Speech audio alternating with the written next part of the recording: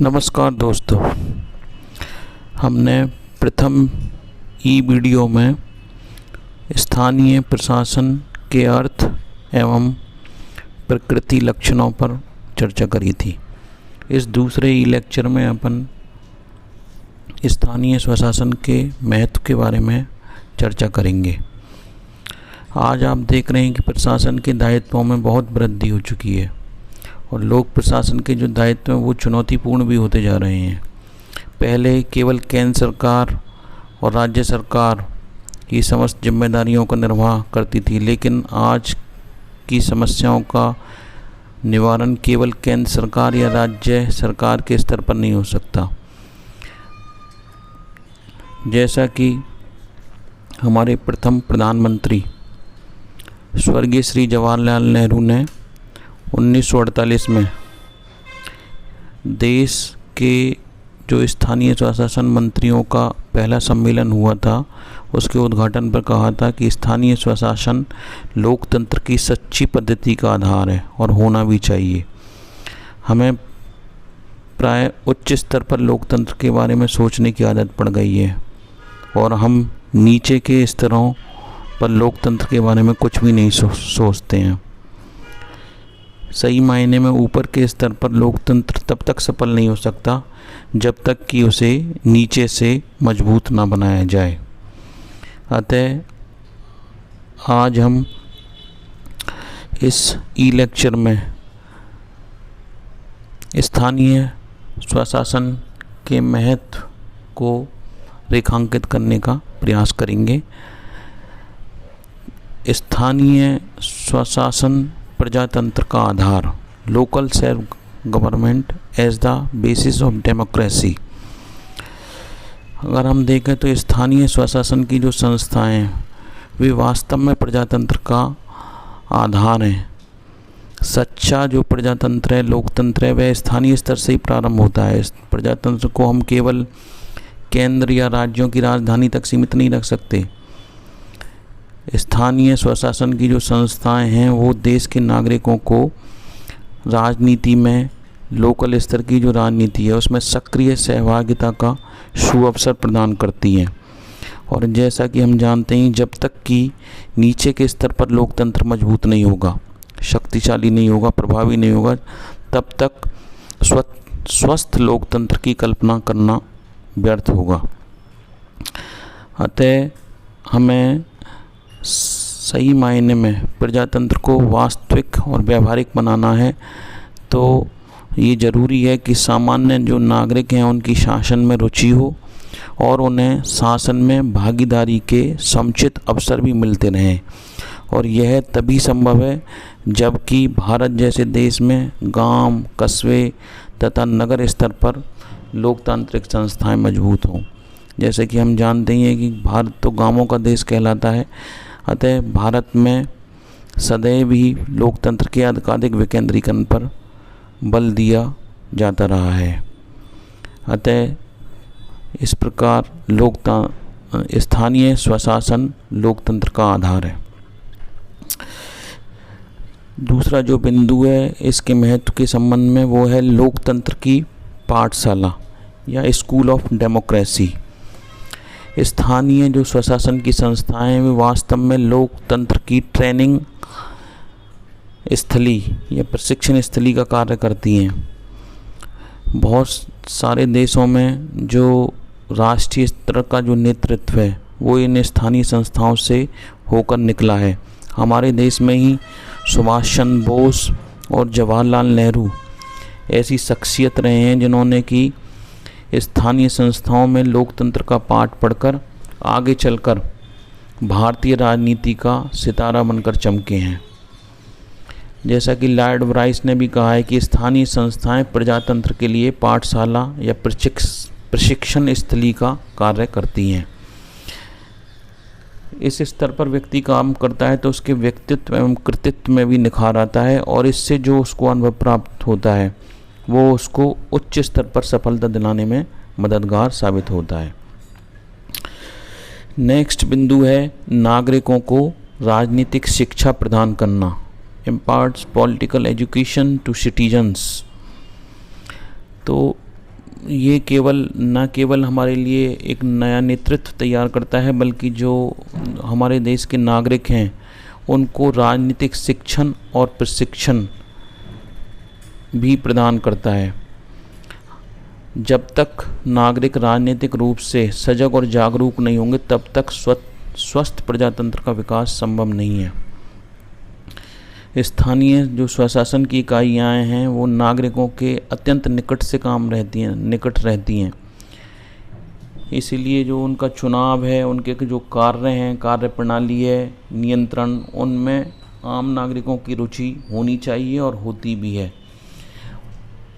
नागरिकों की जो सहभागिता है वो इनमें प्रत्यक्ष या अप्रत्यक्ष रूप से उनको राजनीतिक शिक्षा प्रदान करने में सहायक होती है। इन संस्थाओं के माध्यम से जो स्थानीय गांवों के और छोटे शहरों के जो निवासी हैं वो स्थानीय समस्याओं को सुलझाने में रुचि लेते हैं, और यह जो सहभागिता है आगे चलकर उनको राजनीतिक प्रशिक्षण प्रदान करने में सहायक सिद्ध होती है। स्थानीय स्वशासन की संस्थाएं बिल्कुल निकटतम होती हैं नागरिकों के, इसलिए वे लोगों में राजनीतिक जागृति लाने में अधिकाधिक प्रभाव डालने में सक्षम है।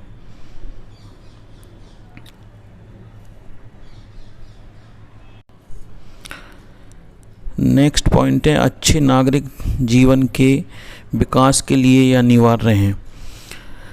देखिए, केंद्र सरकार हो, राज्य सरकार हो, सभी सरकारों का जो अस्तित्व है वो इसलिए है कि नागरिकों का जीवन सुखमय बने, स्वस्थ और समृद्ध बने।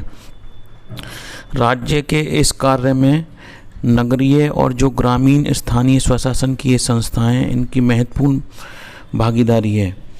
जब तक ये संस्थाएं नागरिकों की मूलभूत आवश्यकताओं की पूर्ति नहीं करेंगी, तब तक नागरिक जीवन सुखी व शांत नहीं हो सकता।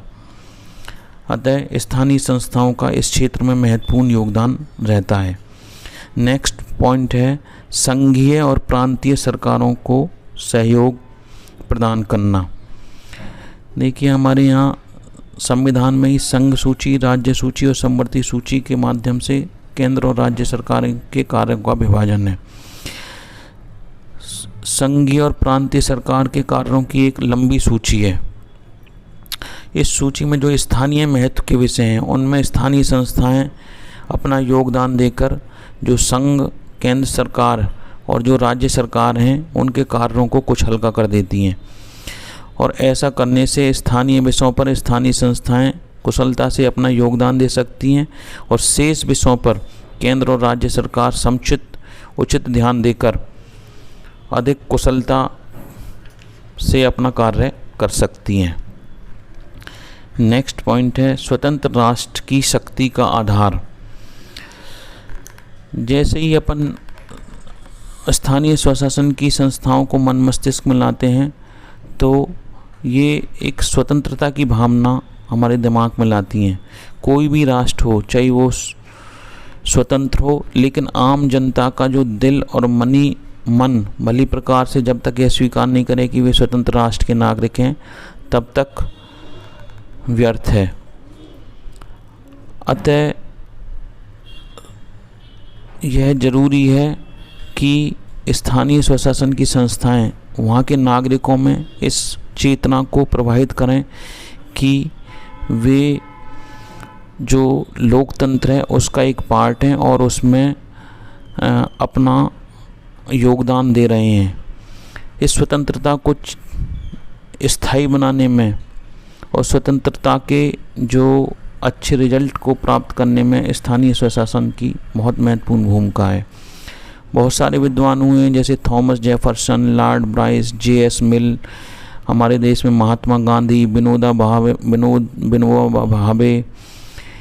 इन सभी ने स्थानीय संस्थाओं के निर्माण, उनके उत्थान और विकास पर बहुत जोर दिया है।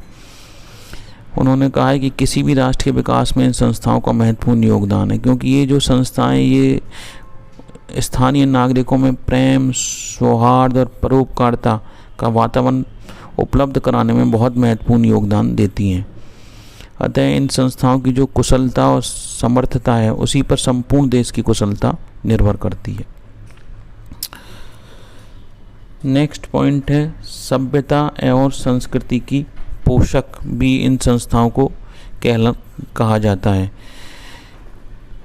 क्योंकि जो स्थानीय संस्थाएं हैं वो नागरिकों की तकलीफ़ और जो उनकी आवश्यकताएं उनसे पूर्ण रूपेण परिचित होती हैं, या उनसे अपेक्षा की जाती है कि वो उनको जानें और जन कल्याण के प्रति सजग रहें। अतः जो स्थानीय लोक प्रशासन की ये संस्थाएं हैं, ये अलग अलग स्थानों की जो विशेषताएं हैं उनकी रक्षा करने, उनको पोषित करने में ये जो इनका योगदान है वो बहुत महत्वपूर्ण है। सब संस्कृति और सभ्यता को इन संस्थाओं ने संजोकर रखने में बहुत महत्वपूर्ण योगदान दिया है। संस्कृति और सभ्यता से जो ये संस्थाएं इतने नज़दीक से जुड़ी हुई हैं, उतनी और कोई संस्थाएं नहीं जुड़ी हुई है। अतः इनको अपन सभ्यता और संस्कृति का पोषक भी मान सकते हैं। हम जानते हैं कि भारत में तो एक कोस चलते ही पानी, भाषा, बोली सब बदल जाता है। तो इस संस्कृति और जो सभ्यता को बनाए रखने में इन संस्थाओं का बहुत महत्वपूर्ण योगदान है। नेक्स्ट पॉइंट है सकारात्मक राज्य का मूर्त रूप, tangible form of positive state. आज ज़्यादातर लोकतांत्रिक देशों में लोक कल्याणकारी राज्य का स्वरूप अपनाया हुआ है। इसका मतलब कि वह राज्य जो कि वहाँ के नागरिकों के लिए कल्याण के लिए अधिकाधिक प्रयत्न करे, उनको स्वास्थ्य, शिक्षा, सफाई और जो भी नागरिकों के विकास के लिए महत्वपूर्ण कार्य हैं उनको करने में योगदान करे। इन संस्थाओं के माध्यम से राज्य अपने नागरिकों की जो तकलीफ़ हैं और उनकी आवश्यकताओं से पूर्ण रूप से परिचित हो जाते हैं, और इसी कारण से इन जो संस्थाएं हैं इनको अपन लोक कल्याणकारी राज्य का एक मूर्त रूप मान सकते हैं। ये संस्थाएं स्वास्थ्य, शिक्षा और स्थानीय क्षेत्रों में सफाई का वातावरण प्रदान कर मानव के जीवन में बहुत महत्वपूर्ण योगदान प्रदान करती हैं। इन सेवाओं को प्रदान करके स्थानीय संस्थाएं वास्तव में सकारात्मक राज्य का मूर्त रूप ले लेती हैं। नेक्स्ट जो बिंदु है वो है विकेंद्रीकरण का प्रमुख साधन। केंद्रीकरण के अपने दोष हैं, अतः ज़्यादातर विद्वानों ने विकेंद्रीकृत शासन व्यवस्था को सर्वाधिक महत्वपूर्ण बताया है। और हमें शासन व्यवस्था को निचले स्तर पर ले जाना है तो स्थानीय स्वशासन संस्थाओं के अतिरिक्त अन्य कोई विकल्प नहीं है। जैसा कि महात्मा गांधी जी ने भी कहा है कि शासन की विकेंद्रित व्यवस्था सर्वाधिक महत्वपूर्ण है। महात्मा गांधी जी शासन की विकेंद्रित व्यवस्था के सदैव पक्षधर रहे हैं। उनका यह भी कहना था कि भारत जैसे विशाल देश में सेंटर में बैठकर 20 जनों के द्वारा ढंग से शासन नहीं किया जा सकता। अतः शासन का निचले स्तर पर ले जाना बहुत ज़रूरी है। विकेंद्रीकरण से शासन की जो निरंकुशता है वो समाप्त होती है और शासन विनम्र भी बनता है, और इससे मितव्ययता भी आती है। और शासन के विकेंद्रीकृत स्वरूप से कार्य भी जल्दी से होता है, शीघ्रता से होता है, और प्रशासन में पारदर्शिता भी आती है। तो यह सब इन संस्थाओं की मदद से ही संभव है। नेक्स्ट जो पॉइंट है वो है नौकरशाही के दोषों से बचाव, saves from the evils of bureaucracy. आज ब्यूरोक्रेसी के दोषों की सर्वत्र चर्चा है। हम सभी जानते हैं कि नौकरशाही, लाल फीताशाही, भ्रष्टाचार, अत्यधिक औपचारिकता, नियमों और कार्य विधियों पर आवश्यकता से अधिक जोर और अकार्य कुशलता जैसे दोषों से ग्रसित है। नौकरशाही अपनी सुख और सुविधा की चिंता में ही अधिक लगी रहती है, चाहे जनता का जो दैनिक जीवन है वो कितना ही कष्ट में क्यों नहीं हो जाए। लेकिन स्थानीय स्वशासन में वहीं के स्थानीय निर्वाचित प्रतिनिधि होने के कारण और आम जनता के निकटतम होने के कारण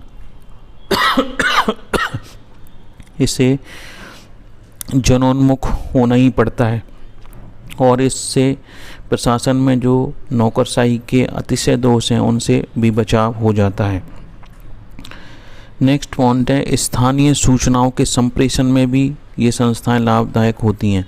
कम्युनिकेशन ऑफ लोकल न्यूज, जैसे कि आपको मालूम है कि आज विकास का युग है, योजनाओं का युग है।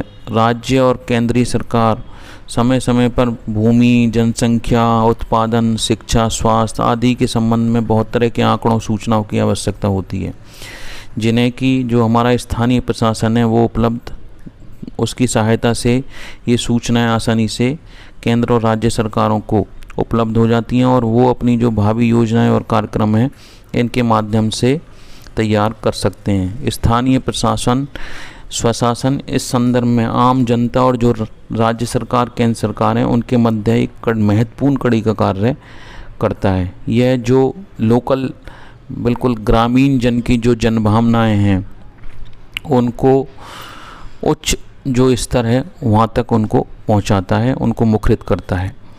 नेक्स्ट जो पॉइंट है वो है योजना निर्माण में सहायक, helps in formulations of plans. जैसा कि मैंने अभी बताया आपको कि आज योजनाओं का युग है। योजनाओं का निर्माण रियल में जो स्थानीय आवश्यकताएं हैं उनको, उनकी वास्तविकताओं को ध्यान में रखकर किया जाना चाहिए। केवल इसी कमरे में बैठकर योजनाएं बना दी जाएं तो वो वास्तविकता से परे होंगी। योजनाओं के निर्माण और उनकी एग्जीक्यूशन में जन सहयोग कितना इम्पोर्टेंट है ये सभी जानते हैं। बिना जन सहभागिता के कोई भी योजना सफल नहीं हो सकती।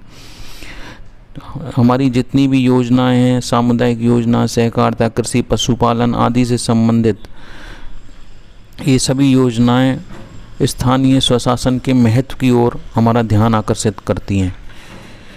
योजना आयोग ने अपने जो पत्र हैं उनमें कई बार इस बात पर जोर दिया है कि प्लानिंग फ्रॉम बिलो, नीचे के स्तर से नियोजन होना चाहिए।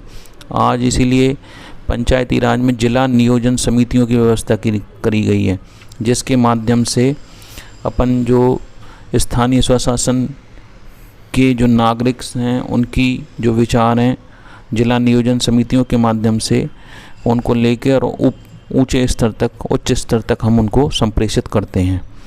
नेक्स्ट जो पॉइंट है वो है विकास में सहायक। जो दीर्घकालीन विकास है वो जन सहयोग से ही संभव है। हमारे यहाँ जो 1952 में सामुदायिक विकास कार्यक्रम लागू किए गए थे, उनकी असफलता का जो मेन कारण था वो ये था कि योजनाओं के निर्माण और क्रियान्वयन में जनता को सम्मिलित नहीं किया गया था। इसीलिए जो बलवंत राय मेहता समिति बनी, उन्होंने लोकतांत्रिक विकेंद्रीकरण पर बहुत जोर दिया और इसीलिए उन्होंने पंचायती राज का जो त्रिस्तरीय गठन है इसका उन्होंने सुझाव दिया था। नेक्स्ट जो पॉइंट है प्रशासन में मितव्ययिता।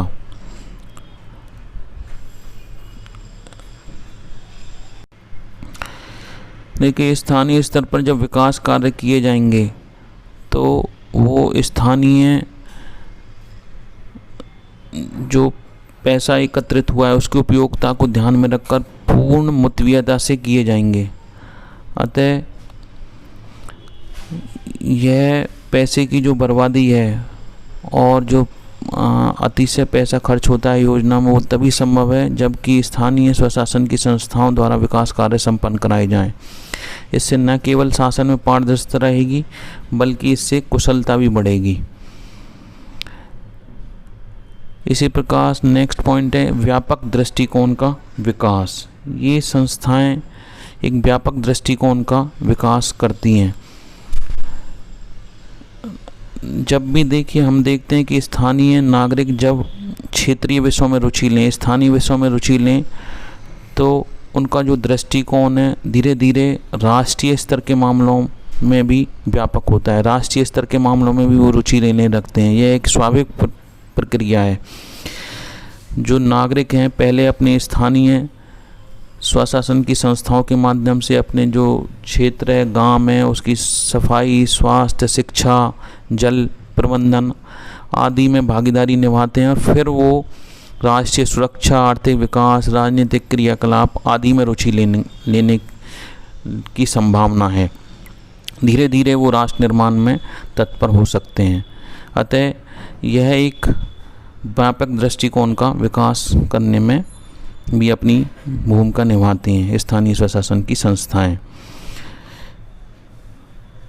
नेक्स्ट पॉइंट है कि ये development of feeling of independence, स्वतंत्रता की भावना का विकास ये करती हैं। जैसा कि डी टॉकविल ने भी कहा है कि नागरिकों की जो ये संस्थाएं हैं ये स्वतंत्र राष्ट्रों की शक्ति का निर्माण करती हैं।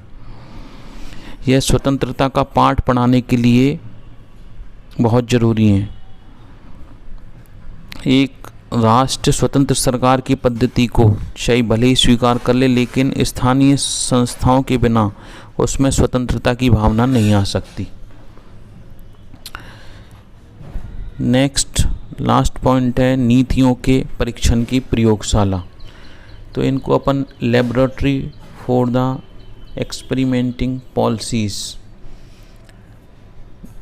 केंद्र स्तर पर, राज्य स्तर पर दिन प्रतिदिन नवीन नीतियों का निर्माण किया जाता है। लेकिन भारत सरकार, राज्य सरकार की समस्या ये है कि कौन सी नीति किस प्रकार से परिणाम देगी। अतः ये ज़रूरी है कि सबसे पहले उसको ट्रायल बेसिस पे निचले स्तर पर, ग्रामीण स्तर पर लागू करके उसकी जो रिजल्ट्स हैं उनका मूल्यांकन करा जाए। जैसे कि भारत में जो लोकतांत्रिक व्यवस्था है या प्रजातांत्रिक विकेंद्रीकरण, पंचायती राज, उसका भी परीक्षण पहले आंध्र प्रदेश के गिने चुने क्षेत्रों में हुआ और उसके पश्चात ही संपूर्ण राजस्थान में पंचायती राज का शुभारंभ किया गया था और इसी प्रकार से फिर आगे चल के अन्य राज्यों में पंचायती राज को अपनाया गया था। तो कुल मिला के अपन कह सकते हैं कि उपरोक्त विवरण से हमें जो स्थानीय स्वशासन की ये संस्थाएं हैं ये कितनी महत्वपूर्ण है, इनका अपन को ज्ञान प्राप्त होता है। लोकतंत्र की जो ये संस्थाएं न केवल अपरिहार्य हैं बल्कि नागरिकों के जीवन को सुखमय बनाने में इनका बहुत महत्वपूर्ण योगदान है। लोकतंत्र को जो वास्तविक स्वरूप प्राप्त होता है वो इन्हीं संस्थाओं के माध्यम से प्राप्त होता है और ये संस्थाएं राजनीति और लोक प्रशासन की श्रेष्ठ प्रयोगशाला का कार्य करती हैं। Thank you very much.